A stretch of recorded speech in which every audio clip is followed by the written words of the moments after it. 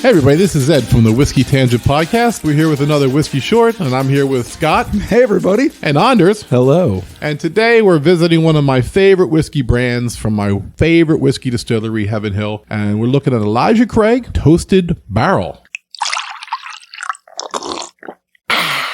Whiskey Short.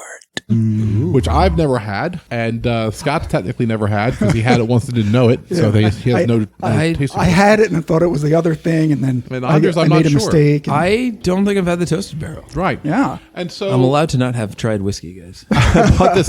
No, I mean, he basically controls 200 different versions of it. He can only drink so much at a time. That's true. And I don't think he has a toasted barrel in the house yet. And nobody's yet, no. nobody's salty with you. No, Heaven Yet. Hill. Get your asses over here. Give me some whiskey. So the Please. Please, he has to be nice. Listen to it. Give me some fucking whiskey, please. please, thank you, sir. Could I have more, please. Please, sir. More?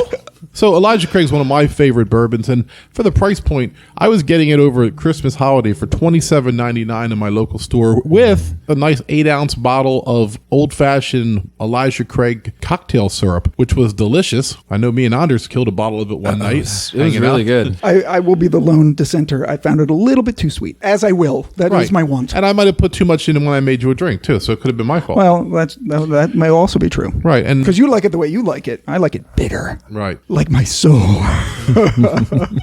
I bet you if I had made it with the barrel proof Elijah Craig, which we've enjoyed also, that would have probably been the ticket for you. Or with this, possibly. Yes. So the regular old Elijah Craig is, I think, 94 proof, right? Yeah, you know what? This is actually the same thing as the regular small batch. It's the same mash bill. It's the same proof. It's the same age. The only thing they do differently is they put it in a second barrel that's been toasted. Right. So it's kind of like a fancy way of saying double barrel. Yes. They just want to be different, and you give them credit for that. But they are impressed with their double barreling procedure because it's close to $60 a bottle, while the other one's $28. So. Yeah, so the description from their website, it's just one paragraph.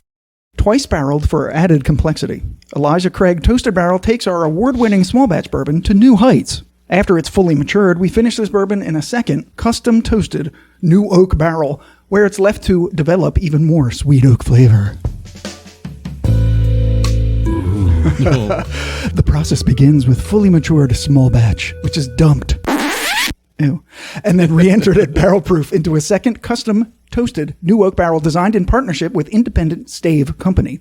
Made with 18-month air-dried oak, the finishing barrel is first toasted and then flash charred using a moderate toast temperature and time.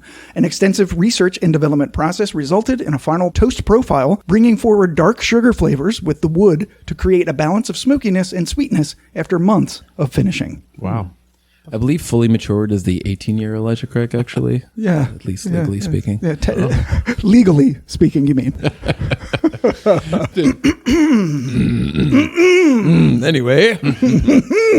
So I'm enjoying the regular small batch in a nice Canadian Glencairn. I've really become fond of this glass. Yes, you have. It's a nice glass. It's sort of a wider-based Glencairn. Yeah, it's like a combination of the Glencairn and the neat glass, in my opinion. Oh, yeah. It's a beautiful glass. They're really popular. Particularly, I have a few people in the lounge that actually keep them in their lockers, and they're great. You're able to like get your lips in there as well as your nose at the same time. Yeah, and it's a little more durable. I mean, the one thing about the New Orleans glass, which is a neat glass, it seems so fragile. Like I wouldn't want to, like me with glasses. It's not. Yeah. Seriously, I just smash in my hand like. So we got the small batch, so we're going to taste that first so we can fully appreciate the difference. The color between the two is stunning.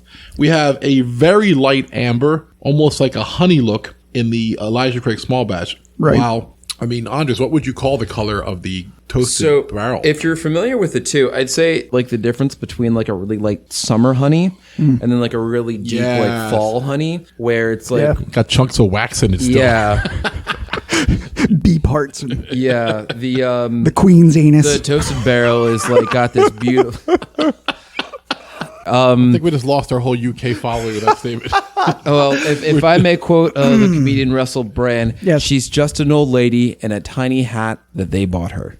Oh, that's condescending and sweet. It's sweet and condescending at the same time. His crank, not mine. Right. That's right. Yeah, so the color is very No. different, I think, as you might expect from it to be double-barreled. Yeah. Right? I agree. It should be. absolutely should be. So real quick, before we taste this, I wanted to go over the toasting versus charring. Yeah, what is the difference? That's a great point. Yeah, so very, very generally, charring imparts sweet flavors, whereas toasting imparts spicy flavors. Oh. But that's very general. So Yeah, I don't agree. I think it's, I don't know. Go ahead. yeah, so a little bit more specifically, charring is burning the wood directly, which blackens the surface and transforms the hemicellulose in the wood into sugars that are then caramelized, while also creating charcoal, which filters out the sulfurous compounds, all resulting in a more sweet caramel and honey flavors and a smoother taste profile. Charring has 4 levels depending on the time. Level 1 is 15 seconds, level 2 is 30, Really? level 3 is 35, and level 4 is 55. And we found out that none are called Dragon Char, though they should be. True. During the quiz key, we found out that none are actually called Dragon Char, though we both wanted to be Dragon Char. Me and That was yeah.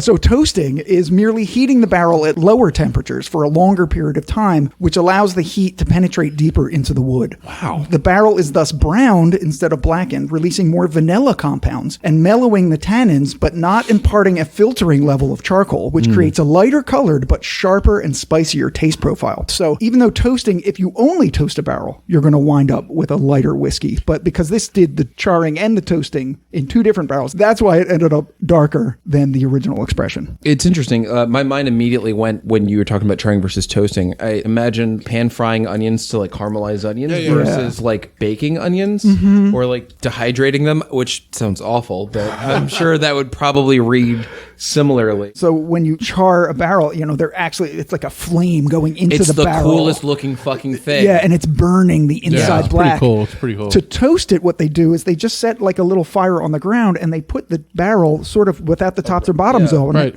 over top of it, and it's just heating the interior, and then they put it in there for up to an hour. Wow. Yeah. Instead of like, compared to like 15. And so they're 30, less than a minute. Yeah. Yeah. Yeah. And you know what? The mash bill, we didn't say what it was. This is the classic Heaven Hill mash bill, the 78% corn, 10% rye, 12% malted barley. Right. So on the nose, the original, if you will. I mean, it's very sweet and corn and And a little alcohol. candy notes. A little alcohol, but like, it's not too astringent on the nose. No. 94 proof, once again.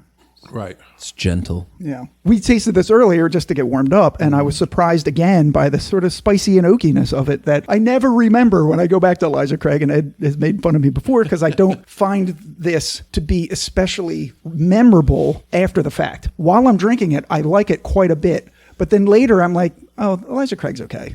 Yeah, it's so bizarre. I can relate to it, but I'm never disappointed when I drink Elijah Craig. It's so fucking agreed. good. Right. It's a very classic bourbon. Different than Woodford Reserve in the fact that it has that spicy overtones to it. Yeah, that it hits you a little bit different. Yeah, it's still sweet on the tongue, but surprising spiciness for only a 10% rye bourbon. Right. The finish is very sweet. A little bit of like light cherries. Yeah. A lot more of spice and oak. God, that oak really hits you at the very end. Oak and like cherry pie. Yeah, yeah. Yeah, like that is like spicy is like an apple pie. Like Right. light, a lot of oak. Yeah, not spicy in like a baking spices sort of way. No. Yeah. The spice comes from, I guess, the wood and possibly the yeast. Wow. Okay. So now we're doing the toasted or? Now the toasted. Yeah. Oh, even more vanilla and caramel. Yeah. But like almost like butter. Creamy. Like it's just such a, on the nose. Let's taste it too. Okay, I gotta taste it. Oh my gosh, that is so good. Ooh. Wow, that is good. Ooh, it's drier. It is. It's a really dry finish, but it's so good. Even though I'm an Elijah Craig disciple, I have to say that I thought that $60 was too much for this. After sipping it, I mean, I'd love to hear what you guys think. I think this is fucking amazing. Yeah, it's more intense than the previous one. There's so much more spice and oak on this. On the It's finish, too. crazy. It's smoother. Yeah. The complexity of the flavor is denser. And when I go back and taste the original, which is I like it. It's a fine whiskey, and for $27, I think it's a must buy. All right. I could fight maybe for like that extra $5 or $10, but it's one of those things where it's like I could argue, I could price shop around, but I'd rather just have it and Yeah, I mean, on my bar. Woodford's 62, 64 for their double oak. Yeah. So, Around that, yeah. and I'm sure that's what Elijah Craig looked at when they priced it. But then you start asking, so when you're 60, would I take this over a Blanton's? No, but if this was 50, I think it would kill. Yeah. I would take this over Blanton's at 50. If I have to pay 68 for Blanton's, I'll take this for 50. But at 60, I start going this. I go, Baker's is 64. Baker's is pretty delicious at 107 and completely different than this, though. So you can have both. Don't get me wrong, everybody. You can have both. The Lord knows, over the last 2 years, I have tried to have both of everything. I think, though, this is more complex than either of those. This is more complex than Blanton's. Blanton's is a perfect expression of what a bourbon should be, but it's not necessarily complex, depending on the barrel you get, of course. Baker's is delicious, but I think this is also more complex than Baker's. Oh, I don't know about that, because the 107, the proof itself is going to add a little bit of a bang for your buck. I wish we had Baker's right here, because that is definitely something we should find out. There's a lot of good stuff at 107 proof. Yeah, and there's a lot, and that's what we're saying. When you get to the high 50s, high 60s, in that range, there's a lot of single barrels coming in. There's a lot of barrel proof, barrel strength spirits that are coming in at $60, and they're all different than their base expressions by far. Yeah, I'm getting so much cinnamon now. Yeah. Like that. This is the dominant flavor that's hitting me right now. Did you put it on ice or wood? I did not yet. I didn't. Just did. So let me tell you what I think. It's like a really gentle cinnamon too. It's like, just the toasted barrel. It has been worth the wait for me. Absolutely. This is really good. I mean, and you drank this by accident and didn't realize. You must have been like, wow, Elijah Craig's a lot better. So it's a funny story. So I was drunk. I was just, I was probably editing a podcast. And when I edit the podcast, as you folks out there should be doing, if you're not drinking with us, you should be. So I drink along with myself and Ed and whoever's the guest while I'm editing the podcast. And I guess I had run out of bourbon to just have neat. And we have the vault that we call it, with stuff in there. And I knew we had this short coming up that we wanted to do. And I also knew that we had a full bottle of regular Elijah Craig. So I'm like, okay, let me do that. And I just grabbed the Elijah Craig bottles. The bottles look identical. Yeah. I just reached into the darkness and grabbed the Elijah Craig bottle, poured myself 2 drinks.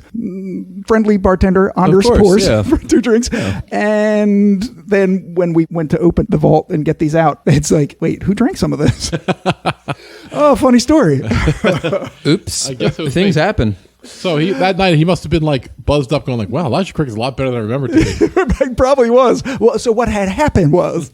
So if you are looking like we are often for something different, this is definitely different. I mean, it doesn't immediately fall into anything that I'm thinking it tastes like, and it doesn't even taste like itself. It really doesn't. I mean, there's some notes in there. There's the mash bill there, but whatever Elijah Craig small batch tastes like, it just elevated to another stratosphere. Ooh. So I want to do something fun, maybe. On the Elijah Craig website, they have cocktails. And since Anders is here, and Anders has not been here for a cocktail episode in a while, since episode 30. I thought you said I was off the hook today. No, you are off the hook. So here's the fun thing. I'm going to make the cocktail. Oh, all right. Wait, what? And I'm going to serve Anders a cocktail. So that's a fun thing for Anders. And the fun thing for Ed will be, it's likely a cocktail that he will absolutely abhor. Oh, I love this. I know exactly what it is, and I am so excited. You are not using any of my toasted barrel for your fucking Campari. Hang on. Boulevard hell. Listen, edit that out, please. Keen. I'm going to make it, and then we'll come back, and then we'll continue the nonsense. We're not going to make it. We're not coming back.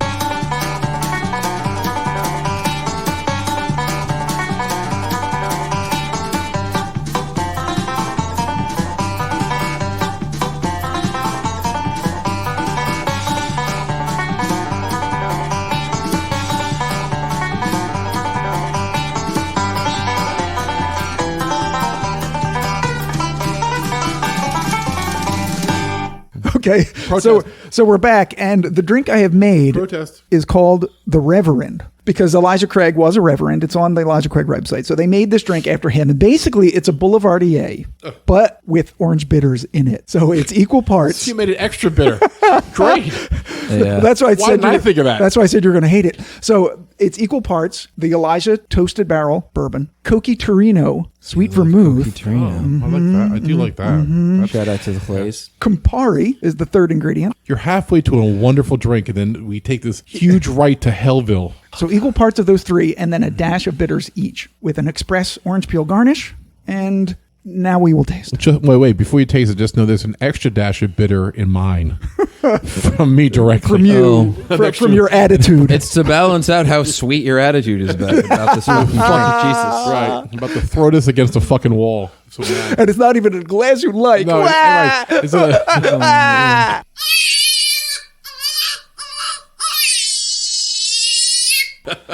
It's like dealing with an 8-year-old. Oh, that's so nice.